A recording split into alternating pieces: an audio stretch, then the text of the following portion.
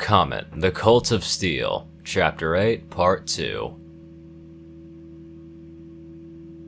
Third-person POV. The 745 Friendship Express from Dodge Junction began its pull into the outskirts of Ponyville. It was a trip Whistleblower had made many times in his 11-year tenure as an engineer. He thought he'd seen it all until his firestroker tapped him on the shoulder and pointed to something behind the train.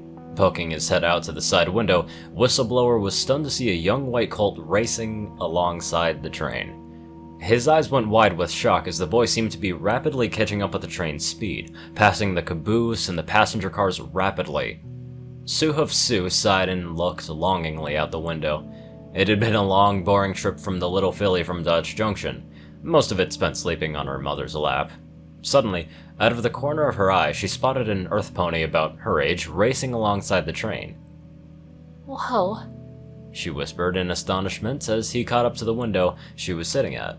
She knocked on the window and gave him a friendly wave. The colt turned and gave a friendly wave back before sprinting onto the next car. "Mommy! Mommy!" Sue cried, shaking her mother back and forth.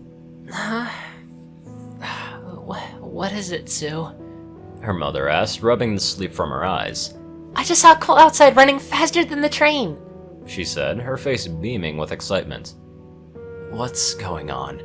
her father asked, setting down his newspaper. "Daddy, I was looking outside and there was this Colt and he was running as fast as the train, faster even!" Sue exclaimed. "Oh, Sue, you've got quite the imagination, I'll say that for you," her mother replied. "But it's true, Mommy, just look outside." Sue's parents peered out the window, but there was no sign of any colt running. "All right, Sue, that's enough. We'll be pulling into the station, so get your things together," her father said, folding up his newspaper. Suhoof Sue crossed her forelegs and pouted. "No pony ever believes me." Whistleblower could hardly believe his eyes. That colt was not only keeping pace with the train, but seemed to be set to overtake it. Running past car after car, the young earth pony was rapidly closing the distance to the cab. As he pulled up to the locomotive, the young colt gestured with his hoof for him to blow his whistle. After taking a moment to shake his head, Whistleblower realized he wasn't seeing things and reluctantly obliged. He even clanged the bell for him. Satisfied, the colt picked up speed and quickly overtook the locomotive, becoming a white blur. "Sweet Celestia, I must be seeing things," he muttered as he wiped his brow with his bandana. Apple Comet's POV.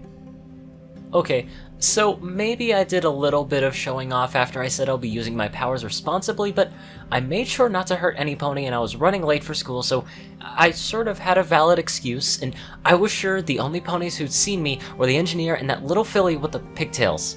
My X-ray vision and super hearing showed every pony else was either sleeping, eating, reading, or going to the bathroom.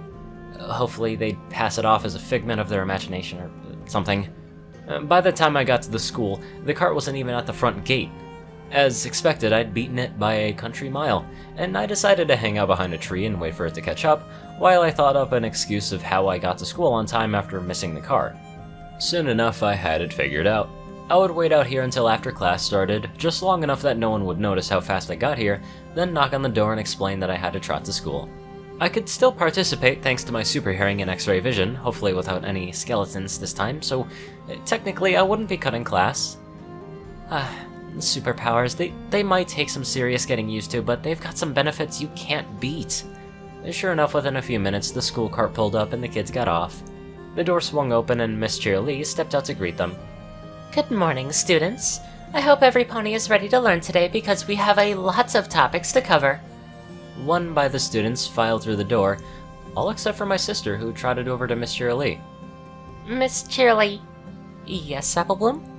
"My brother missed the cart this morning. Can y'all please not bark him tardy?" "Now, how did that happen?" "I don't know," Applebloom said. "When I got up, I found a note from Granny saying that she'd taken him out to do some chores and that he'd be finished in time for school. I tried to tell the driver, but every pony was being too loud." "All right, Applebloom. I won't mark him tardy till lunchtime, but if he's not here by then, I'll have no choice." "Thanks, Miss Cheerlee," Applebloom exclaimed, pulling Cheerlee's leg into a big hug. Cheerlee smiled and wrapped her neck around Applebloom. "You're welcome, Applebloom. Now, you better get to class right away. We're about to start. Apple Bloom nodded and trotted inside, leaving Cheerily behind to close the door. I noticed that the doorknob had been replaced after my little episode the other day, and she really takes to the upkeep of school seriously, I thought as I peered through the walls of the school. Good morning, class, Miss Cheerily said as she sat at her desk. Good morning, Miss Cheerily, The class echoed, and Cheerily smiled warmly as she picked up a clipboard off of her desk. Now, before we get started, let's all take roll call, okay? Apple Bloom? Here. Okay then. Miss Cheerily said as she checked her off the list. Apple Comet is running a little late today, so I won't mark him tardy for now. Probably too busy having a freakout somewhere. Diamond Tiara sneered before chuckling with Silver Spoon. Leave my brother alone, Diamond Tiara! Apple Bloom stood up from her desk. He's been going through a lot lately. I'll bet. Silver Spoon giggled. Did he melt another doorknob? While the two fillies busted into a laughter, Apple Bloom's heart rate began to rise. I could tell she was seriously considering giving those two a good bucking. Fortunately, before things could escalate, Miss Cheerily stepped in. Diamond Tiara, Silver Spoon, that's enough. I don't want to hear another word from either of you unless I call on you. Understand? Diamond Tiara and Silver Spoon sighed and said, Yes, Miss Cheerily. Apple Bloom smiled smugly and sat down. Good. Now, if there are no more distractions, we can get back to roll call. Archer, here. The little blue colt raised his hoof. Meanwhile, Miss Cheerily was busy taking roll call. I was busy formulating how long it would take an average colt to get to school on hoof. If I ran full gallop without using my super speed, I'd probably get halfway past the West Orchard before running out of breath. So how long would I have to stop to catch it? And I'd have to go through town. Some pony would have seen me other than that little filly and the engineer, and these are the kinds of things extraterrestrial little colts have to deal with every day.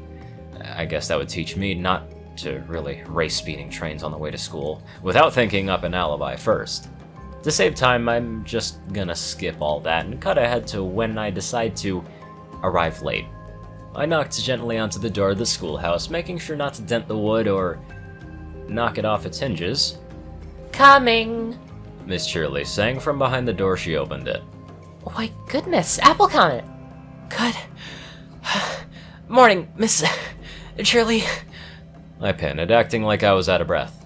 Sorry, I'm late. I sort of missed the cart. I know. Your sister told me what happened at the cart stop. She explained as she looked at me with concern on her face. Good heavens, did you run here all by yourself? Yeah. I did. I said simply. You sound exhausted. Do you need me to call Nurse Redheart? She asked. No. I think I'll be fine. I'm just a little thirsty. Well, feel free to use the water fountain, then take your seat. Cheerily said, the worry in her voice giving way to a stern tone. Next time something like this happens, find a grown-up you trust to help. Yes, Miss Cheerily. I replied, walking up to the fountain. I pressed the button and put my lips up to the water, and it was cool and refreshing, even though I didn't really feel so refreshed. When I was done, I put my backpack under my desk, took out my math book, and took my seat. Alright, class. Let's get back to subject, shall we? Now, who can tell me the answer to the third problem on page 17? Anyone? I opened up my textbook and turned to page 17. It was a basic addition and subtraction problem involving apples. Fittingly, this was gonna be a piece of cake. It was my first day back at school, so I was a little uneasy about anything weird happening since I didn't want to see all my classmates' skeletons again. Luckily, nothing out of the ordinary happened until recess. I was sitting on the swing set, and I didn't want to accidentally break something or hurt some pony, so I sat by myself watching the rest of the class run around and play games. Tag, you're it! 17, 18, 19, 20! Ready or not, here I come! Peppermints, peppermints in a dish. How many pieces do you wish? Red Rover, send Aura right over! Hey, Apple Comet! I looked to my right and saw Apple Bloom standing by the swing next to me. Can I swing here? Oh, sure. I said, and I could already tell something was on her mind. So, how come y'all missed the cart this morning? She asked me. I was up pretty early helping Granny Smith with some chores, I explained. Apple Bloom looked at me with curiosity. How early are we talking? She asked me with eyebrows raised. About 6 a.m. I answered. Apple Bloom's eyes went wide with shock. 6 a.m.? That's way too early to get up! She exclaimed. You must be tired. Actually, I don't feel tired at all. Does this have to do with you being an alien? Wait a minute. Were you even really late? My sister was smarter than most ponies give credit for. Well, to be honest... I leaned and whispered into her ear. I actually beat the cart here by about 10 minutes. I smirked, struggling not to laugh, as Apple Bloom's jaw dropped. But... Unable to stutter out of a coherent response, Apple Bloom simply sighed and said, Oh, that's right, superpowers. By the way, I've been meaning to ask you, what's it like having those? And now it was my turn to have my jaw drop. Well, actually, you see... I was tongue-tied. Truth was, I'd been trying to find an answer to that for the past week. I was 6 years old, I'd grown up on an apple orchard, and suddenly I was faster and more powerful than a locomotive. I was learning faster than my peers, and had already memorized the contents of all my textbooks. I could see through walls, hear long distances, breathe ice, and melt things just by looking at them. Oh, and it was all because I was an alien. The only thing I couldn't do at this moment was figure out how I felt about it. Apple Comet? Are you okay? Apple Bloom asked as she leaned over to look me in the eyes. I really don't know how I feel right now, Bloom. Hey, Apple Comet! I looked up to see Rumble look at me. We need another pony for soccer, are you in? Immediately, I was hesitant. The whole reason I'd stayed by the swings was that I didn't want to break something or hurt some pony. I'd seen other foals play before. It involved a lot of running and kicking, which were two things that, with me, went hoof and hoof with property damage. Before I could decline, Apple Bloom spoke first. Go on ahead. Y'all haven't done nothing but sit on that swing all recess anyway. I sighed and looked over at Rumble, and he was looking at me with a puzzled expression. Sure, Rumble, I'm in. Great. The Pegasus Colt exclaimed. It's you, me, Archer, and Button Mash against Snip, Snails, Teddy, and Truffle. We are going to destroy them. I felt a rock drop in my stomach as he said those last words. Still, I did my best to remain composed. I'm sure I will, I told Rumble. Now I just had to make it through the rest of recess without turning the soccer field into a war zone. Chapter 9. The Apple Family Way Part 2. The goal scene around the world. The mood on the soccer field was calm. On one side, Button Mash was talking to Archer about some new game he'd gotten called The Legend of Merelda: Journey to the Sky. On the other, Snips and Snails were in the middle of a game of rock, paper, scissors, while Teddy and Truffle sat next to the goal net looking bored. I can't believe I got stuck with you babies on my team, the Blue Earth Pony muttered as Rumble and I stepped onto the field. I'm back, guys, Rumble said. And I got Apple Comet to play for our team. Teddy snorted, trying to hold back a laugh. Apple Comet? You gotta be that crybaby to play for your side. Teddy burst into a peal of laughter.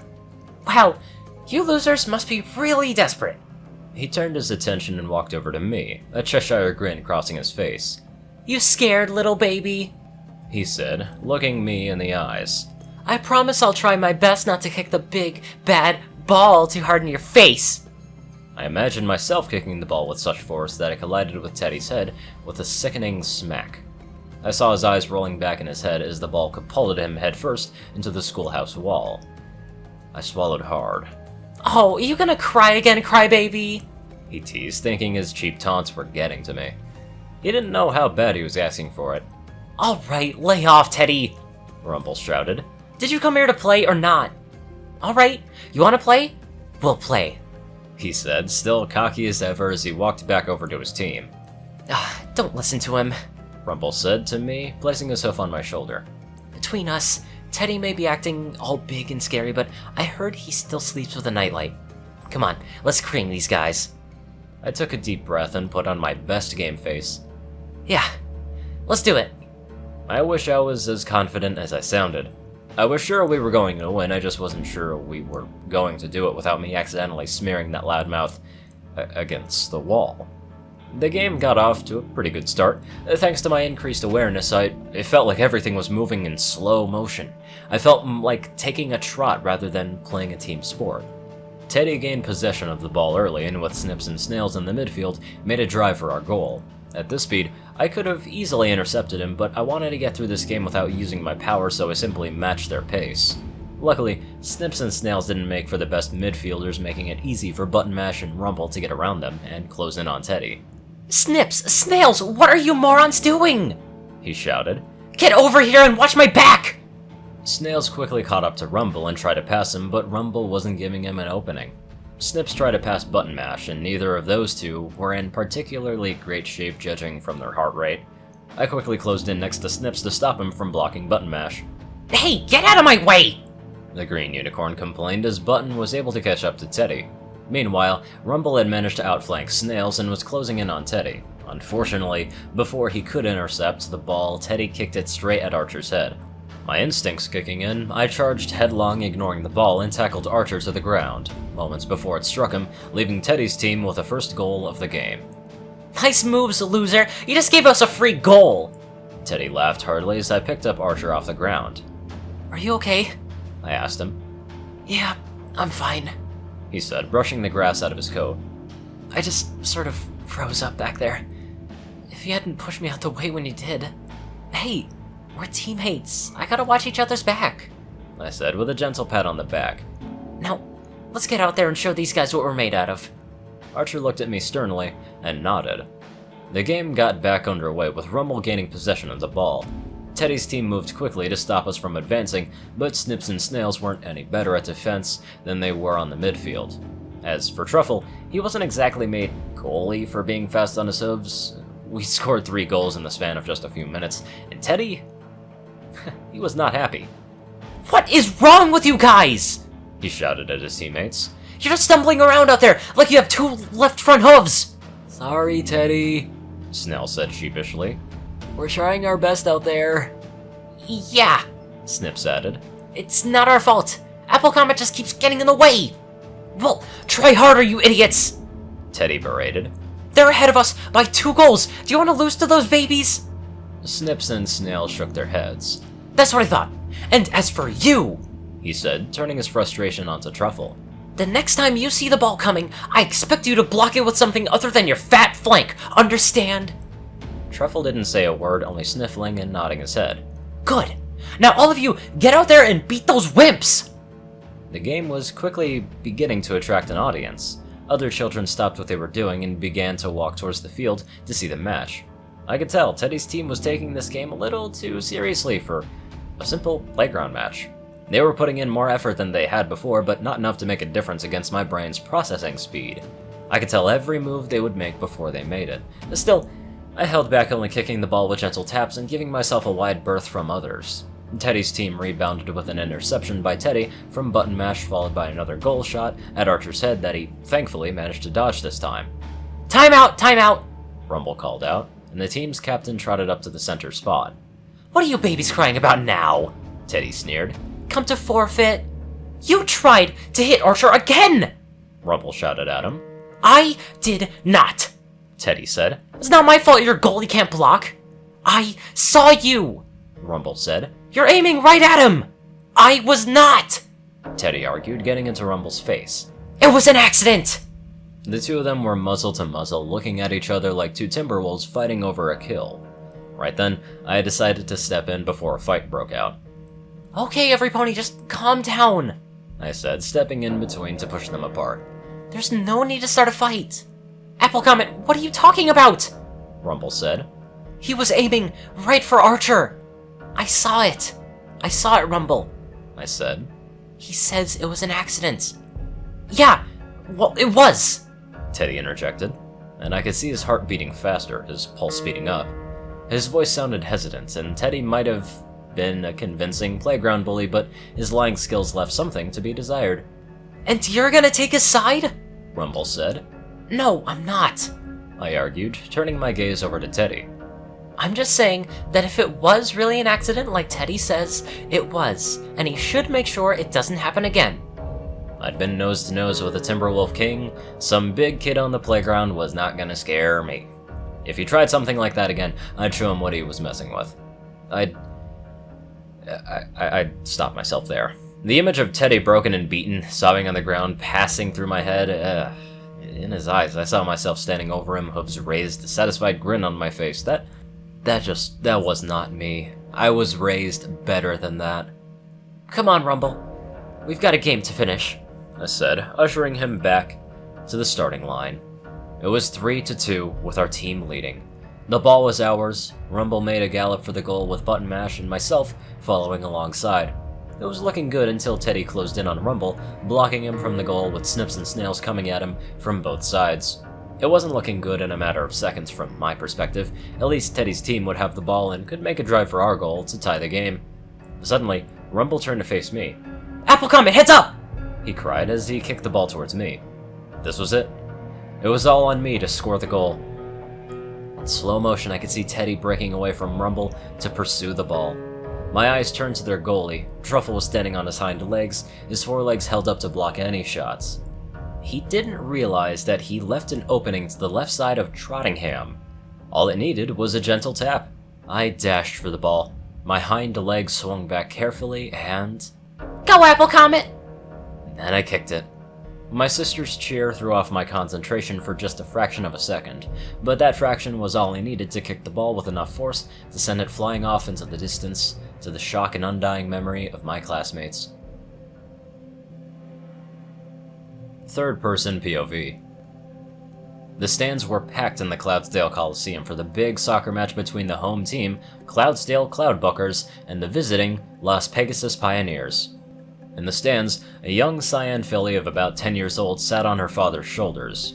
Next to them sat a yellow lanky filly and a darker green colt alongside a darker green stallion and a yellow mare. When's the game gonna start already? Rainbow Dash complained. We already sang the Cloudsdale National Anthem! Settle down, Dashy, Windy Whistle said with a smile. They still need to clear the field and make sure everything is ready. Windy loved her daughter with all of her heart, even if she could be more than a hoofful sometimes. You kids having fun? Mr. Shy asked his two children. I guess so, Fluttershy whispered with a smile. I'll be more excited when the game starts, Zephyr Breeze replied with bored interest as he rested his head with his hooves on the rails. His mother sighed and said, Zephyr Breeze, please, we're here to have a nice family outing. Ugh, that's easy for you to say, he moaned. I think my butt's starting to fall asleep. Suddenly, the speakers in the stadium blared to life, with the sounds of a horn section. Mares and stallions! Colts and fillies! The announcer's voice echoed through the seats. The crowd erupted with a roaring ovation. Give it up for your home team, the Cloudbuckers! The stands erupted into a chorus of cheers as the Cloudbuckers flew out onto the field, smiling and waving at the stands. Yes! Go Cloudbuckers! Bo shouted. Kick some butt, you guys! Dash cheered. She is your daughter, isn't she? Wendy smirked. That's right. She's Daddy's little cheer partner, ain't you, Dashy? Bo said, looking up at his daughter. Dad! Rainbow whined. You're embarrassing me in front of Fluttershy! Oh, relax, Dashy. Wendy cooed. He's just playing with you because he loves you. And their opponents for this match, the Las Pegasus Pioneers. The fanfare and adoration gave way to boos and hissing as the Pioneers made their entrance. Boo! You stink! Rainbow Dash jeered. Sweetie, what did we talk about good sportsmanship? Wendy scolded. That there's no point in winning if you're a bad sport. Rainbow finished. That's right, and no filly is a better sport than you, Bo said as he smiled and pinched Dash's cheeks. All right, the players are lining up at the center field, the announcer said. The referee is meeting with the captains for the bit toss. Looks like it's going to be an exciting day for... Holy Celestia, what is that up in the sky? Every pony in the stadium looked up to see an unidentified object flying over the stadium at high speed. It's a bird, cried Bo. It's a shooting star, shouted Wendy. No, it's a soccer ball kicked by an Earth Pony who's not really an Earth Pony because he's the last survivor of a distant planet that's long since been destroyed because his parents shot him here in a space rocket where he was found and adopted by some pony and he possesses strange powers far beyond those that any mortal pony has ever seen before. A pink filly with a balloon-shaped cutie mark looking through a telescope on a rock farm miles away said, rapidly, non-stop. Pinky, Her mother hollered from downstairs. what is going on up there? I was coming inside for a long, tall glass of lemonade after getting my chores done when all of a sudden my athlete's hoof started acting up like it always does when something unusual flies across the sky. So, I grabbed my telescope and came up here, and sure enough, a soccer ball came soaring through the skies over Cloudsdale so fast it broke the sound barrier and its contrail led right back to Ponyville. Therefore, I concluded there's an alien among us who's really good at soccer, Mom. Pinky's chest panted rapidly as she struggled to catch her breath. Well, when you're done, I need you to give me a hand with making dinner. Cloudy Quartz replied, deciding not to question her daughter's eccentricities further. What are we having? Expecting the answer to be something rock-related? Pinky asked. Rock soup. Quartz answered, and Pinky's mane deflated right on the spot. Yep, called it. Pinky sighed. Okay, I'll be right down. Silence hung over the soccer field as my classmates stared into the distance with eyes wide open. Their jaws hung to the ground in shock, not daring to say a word. In the distance, I watched as the ball soared over Cloudsdale without slowing down. At the rate it was flying, it would probably be in Yak-Yakistan by late afternoon. I just hope that no pony or no yak in this rate got hurt. Whoa. Snips whispered, finally breaking the silence. That was awesome! That was enough to snap Teddy out of his trance. He frowned and stomped over in my direction like an angry buffalo. Alright, Spaz, what did you do to the ball? He hissed through teeth. I could tell his blood pressure was beginning to boil. I only had one shot at defusing this mess. I don't know what happened, Teddy. I answered with the best innocent expression I could muster. I got the ball, I went for a goal, and it just took off. Teddy grabbed me by the neck and looked me dead in the eye. So the ball just took off by itself, huh? Do I look like a sucker apple? I know you babies did something to it, and I want to know what. He was getting colder. Good. If I could just steer him a little farther away, my secret would be safe. We didn't mess with the ball! Honest, we didn't! I said, raising my hooves in front of my face. Teddy seemed to be buying my scared victim act. A smug grin spread across his face, revealing a row of crooked teeth. I didn't ask if you messed with it, he said, looking at me like a cat that had cornered a mouse. Sounds to me like you've got a guilty conscience. That's enough, Teddy, let him go! Rumble cried out, and we both looked over to see my teammates coming to my aid. Oh, so it was you then, was it? Teddy said as he dropped me like a sack of potatoes and turned to face Rumble. Thought you used your Pegasus magic to cheat. What? Don't be ridiculous! Rumble said. Pegasus magic doesn't work like that. Besides, we don't need to cheat to beat you guys. Ooh, shots fired! Button Mash cried, and Teddy's face turned red as a tomato. A remarkable feat considering his dark blue coat. This was turning ugly fast, and getting to my hooves, I forced myself in front of them. That's enough, guys, that's enough! I said, pushing them apart. Teddy, I'm sorry about the ball. I don't know what happened, but it's gone, and you need to accept that. Teddy glared at me and tried to shove my foreleg aside, but I wasn't gonna budge. And Rumble! Fighting Teddy isn't going to get us anywhere but in trouble. Just let it go. Rumble sighed. You know what? You're right, Apple Comet. This isn't worth it, he said, turning and walking away. I smiled as I felt a surge of pride flow through me. Not only had I kept a fight from breaking out, but by a miracle I'd managed to keep my powers a secret. My satisfaction was short-lived as I heard Apple Bloom cry out. Apple Comet, look out! I turned around just in time to see Teddy's hoof collide with the side of my jaw. The sounds of keratin splintering echoed through my ears. Teddy's sadistic grin vanished instantly as he fell to the ground crying out in pain. His teammates gathered around trying to help as best as they could. Are you alright, Teddy? Snips asked. You don't look too good, Snails added. and Teddy sniffed and held his hoof in pain, tears flowing from his eyes. My x-ray vision showed that he chipped his toe pretty bad. Several fractures ran up and down the pedal bone, and it didn't matter that this happened because he tried to sucker punch me. Right now, he needed my help. And I'd promised on Pa's grave that I would use my powers to help others, no matter who they were. Snips, Snails, you two go with Teddy. I'm gonna get Miss Shirley, I said. You're not gonna tell on us, are you? Snails asked. I'm gonna tell her the truth, I answered. But what if we get in trouble? Snips asked. Right now, Teddy's hurt and needs help, I said.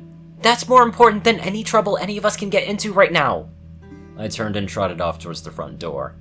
I wasn't sure how I was going to explain that Teddy managed to fracture his hoof trying to buck me in the face. The rest of the school day proceeded as normal. Miss Shirley called in Nurse Redheart to treat Teddy's fractured hoof, and Nurse Redheart was baffled, to say the least, when she examined my jaw and didn't find so much as a bruise, while Teddy's hoof looked like he tried to buck a brick wall. I played it dumb and told her I didn't understand it either, and when I asked if Teddy would be okay, she told me that she'd have to go to the hospital to get a cast on it.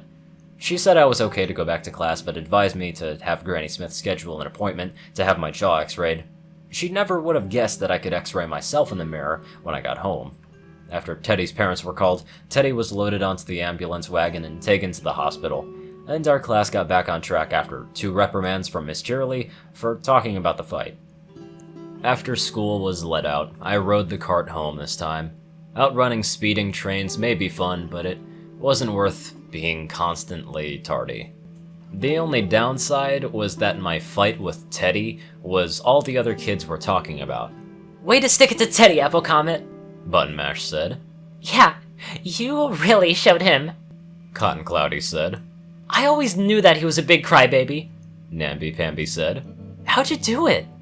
I sighed and put my hoof to my face, shaking back and forth in disbelief. What's wrong, Apple Comet? Apple Bloom asked me. It's nothing, Bloom, I told her. I've just got a big headache. She looked at me in astonishment, then leaned in and whispered in my ear. Y'all mean Teddy actually hit you hard enough to hurt you? No, I groaned. He didn't hit me hard enough to hurt me. So, then what is it if y'all don't mind me asking? Apple Bloom looked at me, concerned. I'll tell you when we get home, I answered. I managed to kick a soccer ball to the ends of the earth, probably breaking every world's record known to pony kind, and the second I get into a fight, every pony conveniently forgets about it. I suppose I should be glad that they weren't asking about how I kicked the ball that hard, or how I got away unscathed while Teddy went to the hospital, but I just wasn't in the mood to appreciate the irony. Granny, we're home! Apple Bloom called out as we walked through the front door. The farmhouse was quiet, the only sound being the tick-tock of the clock on the wall. Granny, are you there? Hold on, Bloom, I'll find her, I said. My x-ray vision would make this child's play. You know, I never got an answer from you about what it's like having powers. Apple Bloom asked me. Well, I guess it kinda just feels natural, in a way. I answered. Like when I see through walls. Everything in front of me just disappears and I can see what ponies are doing. There was a flushing sound. Oh no! With a blood-curdling scream, I shut my eyes and covered my face with my foreleg. What is it? Apple Bloom asked, looking concerned. Is Granny in trouble? Mac, upstairs. Bathroom. Must look down, must not look up. Cannot unsee. I answered, shaking my head back and forth in futile attempts to wipe the image from my head. Apple Bloom snickered. Did y'all see Mac making horse apples again? I face-hoved and shook my head harder. A minute, Big Mac came downstairs to find Apple Bloom and I sitting on the couch. Hey Mac! Apple Bloom greeted him while trying to keep from bursting with laughter. Hello, John. I mean, poop. How was your day, Pooping Mac? I said to him, and Apple Bloom exploded into hysterical laughter. Smooth, Apple Comet, real smooth. Why don't you just tell him you saw him flush his feces down the pipes while you were at it? Mac looked at me puzzled for a moment before putting 2 and 2 together. Sorry I saw that, he said. It's okay, I replied. If anything, it'll teach me not to go peeping another pony's privacy. Apple Bloom fell off the couch and began rolling on the floor. Weren't Phillies supposed to think this stuff was gross or something? So, how was your day at school? Mac asked, attempting to change the subject. I'd like to say it was uneventful, but I'd be lying, I answered. Am I correct in guessing that this has to do with the UFO that was spotted flying over Cloudsdale earlier? Mac inquired. If you mean the class of soccer ball, it was an accident, I said. I also sort of got into a fight. Big Mac's interest was piqued. What happened? He asked, looking at me with suspicion. I explained what happened at school today, and Mac stood and listened. Seems to me this Colt Teddy was itching for a fight, he said when I was finished. I'm proud of y'all for standing up to him and not fighting. Y'all did the right thing. So, does this mean I'm not in trouble? I asked. Big Mac sighed and said, Well, that's up to Granny Smith, not me. But I think she'll understand when you tell her what happened. Where's Granny now? I asked. Last time I saw her, she mentioned something about setting up the obstacle course, Mac answered, pointing his hoof out the window. What were they doing out there? Apple Bloom asked curiously. I don't know, Mac shrugged. She just said it had to be ready by the time you got home from school. A light bulb lit up in my head. This had to be the Apple family way written all over it. Thanks, Mac. We're gonna go see what this is all about. That's what I'm here for, he smiled and said. And, hey, Apple Comet? Yeah? I said, turning around. If y'all don't see her there, don't go looking through the outhouse, he said with a smirk, and Apple Bloom fell to the floor, laughing herself into a fresh fit of hysterics. Thanks, Mac, I said irritably. I'll be sure to keep that in mind. Some days it's hard having these powers. You see things that you can't unsee, and ponies never let you forget about it. Before ending off this video, I'd like to give a big shout out to my very generous donators. Yoshi Super Saiyan 2, Peter Coulthard, Nicholas Springthorpe, Dospo, David D. Sanchez, Dwight Cornel, Gagi, Starlight Glimmer, Trey, Pokekillerzach, SoulDragon, Britton, and Joe Piercy. Thank you all very much for watching this video, and I will see you all in the next one.